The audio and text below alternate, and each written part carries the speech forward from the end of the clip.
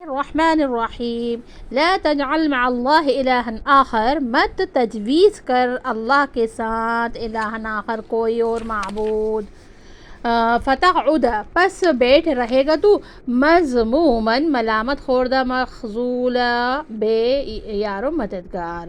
وَقَضَىٰ رَبُّكَ أَلَّا تَعْبُدُوا اور حکم دیا تیرے رب نے کہ نہ عبادت کرو تم الا ایاہ مگر اس کی، وَبِالْوَالِدَيْنِ احسانا اور والدین کے ساتھ حسن سلوک کرو، اما اگر یبلغن پہنچے وہ عندک الکبر تیرے پاس بڑھاپے کو، احدہما ان میں سے ایک، او کلاہما یا دونوں، فلا تقل لہما اف پس مت کہہ تو ان دونوں سے اف، ولا تنہرہما اور نہ جھڑک تو ان کو، وقل لہما اور کہہ تو ان سے قولا کریما بات با ادب، واخفض لہما جناح الذل جھکا دونوں کے لیے بازو انکساری کا، من الرحمت مہربانی سے، وقل رب ارحمہما اور کہہ تو اے پروردگار مہربانی فرما دونوں پر، کما ربیانی صغیرا جیسا کہ انہوں نے پرورش کی میری بچپن میں، ربکم اعلم تمہارے پروردگار خوب جانتے ہیں،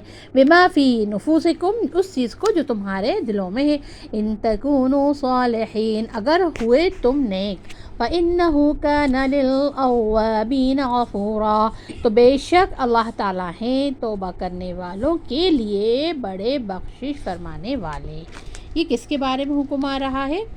آپ کے رب نے حکم دیا کہ تم اس کے سوا کسی اور کی عبادت مت کرو، یعنی ایک خدا کو ماننا کافی ہے، کافی نہیں تو توحید و وحیت کے ساتھ توحید و عبادت بھی ضروری ہے۔ ایک خدا کا عقیدہ تو تمام مشرک الاقوام میں موجود ہے، مگر وہ صنم پرستی کے ساتھ کچھ مفید نہیں۔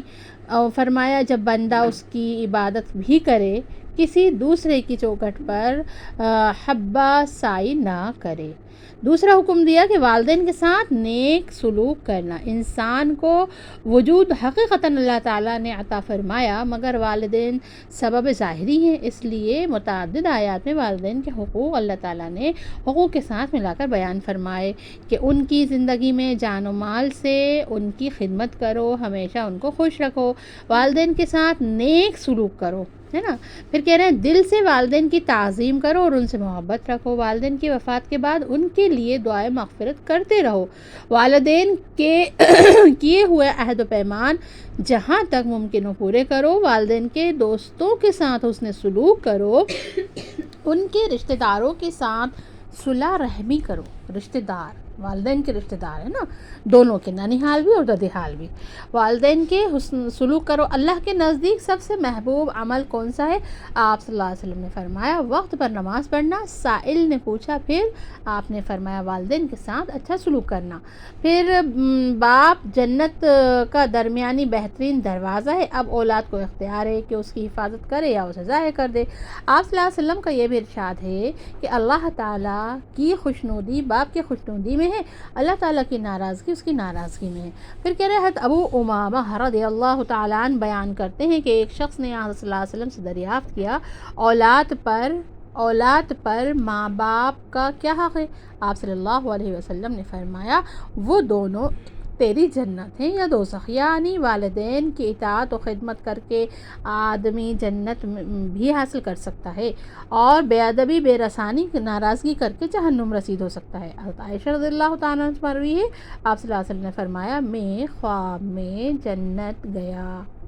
کس نے؟ حضرت عائشہ رضی اللہ تعالیٰ عنہ سے مروی ہے، آپ صلی اللہ علیہ وسلم نے فرمایا کہ میں خواب میں جنت میں گیا، وہاں میں نے قراءت کی آواز سنی، یعنی میں نے پوچھا کہ یہ کون پڑھ رہا ہے؟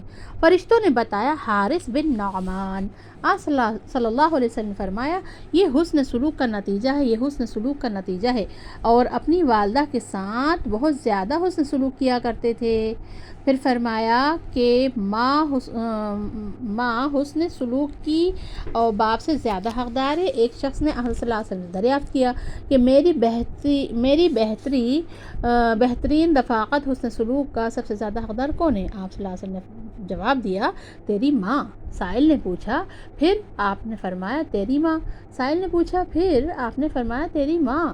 سائل نے چوتھی بار دریافت کیا، پھر آپ صلی اللہ علیہ وسلم نے جواب دیا تیرا باپ۔ یعنی اس حدیث سے معلوم ہوا کہ حسن سلوک میں ماں کا حق باپ سے بھی زیادہ ہے۔ ایک حدیث میں ہے کہ ایک صحابی نے دریافت کیا کہ میں کس کے ساتھ حسن سلوک کروں؟ آپ صلی اللہ علیہ وسلم نے فرمایا اپنی ماں کے ساتھ۔ انہوں نے پوچھا پھر کس کے ساتھ؟ آپ صلی اللہ علیہ وسلم نے فرمایا اپنی ماں کے ساتھ۔ انہوں نے 6 بار پوچھا پھر کس کے ساتھ؟ آپ صلی اللہ علیہ وسلم نے فرمایا اپنے ماں کے ساتھ۔ اور انہوں نے چوتھی بار کیا تو پھر کس کے ساتھ؟ تو آپ صلی اللہ علیہ وسلم نے فرمایا اپنے باپ کے ساتھ، پھر درجہ بدرجہ دوسرے رشتہ داروں کے ساتھ۔ ماں باپ کافر ہوں تب بھی ان کے ساتھ حسن سلوک کرنا چاہیے۔ حضرت ابو بکر صدیق رضی اللہ تعالی عنہ کی صاحبزادی حضرت اسماء رضی اللہ تعالی عنہ بیان کرتی ہیں کہ صلح حدیبیہ کے بعد مصالحت کے زمانے میں میری ماں میرے یہاں آئیں اور وہ غیر مسلم تھیں۔ میں نے آقا صلی اللہ علیہ وسلم سے دریافت کیا کہ میری ماں میرے یہاں آئی ہیں اور وہ امید لے کر آئی ہیں کہ امید لے کر آئی ہیں کیا میں اس کے ساتھ حسن صلح رحمی کروں؟ آپ صلی اللہ علیہ وسلم نے فرمایا ہاں۔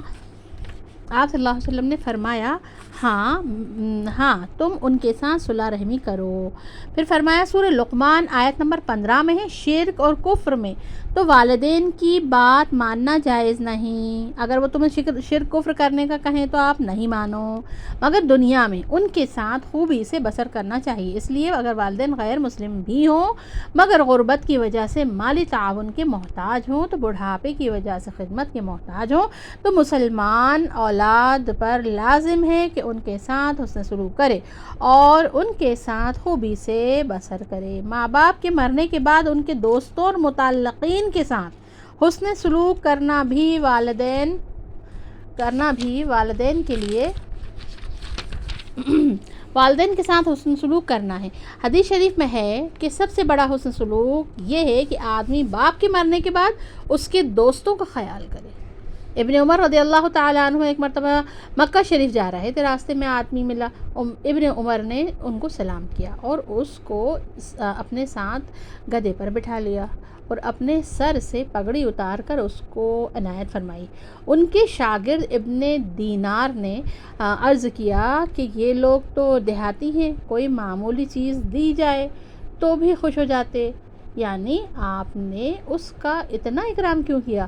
حضرت ابن عمر رضی اللہ تعالیٰ عنہ فرماتے ہیں کہ اس کا باپ میرے والد حضرت عمر رضی اللہ عنہ کا دوست تھا اور میں نے آقا صلی اللہ علیہ وسلم سے یہ ارشاد سنا ہے کہ اولاد کا سب سے بڑا حسن سلوک باپ کے دوستوں کے ساتھ حسن سلوک ہے۔ الحمدللہ رب العالمین۔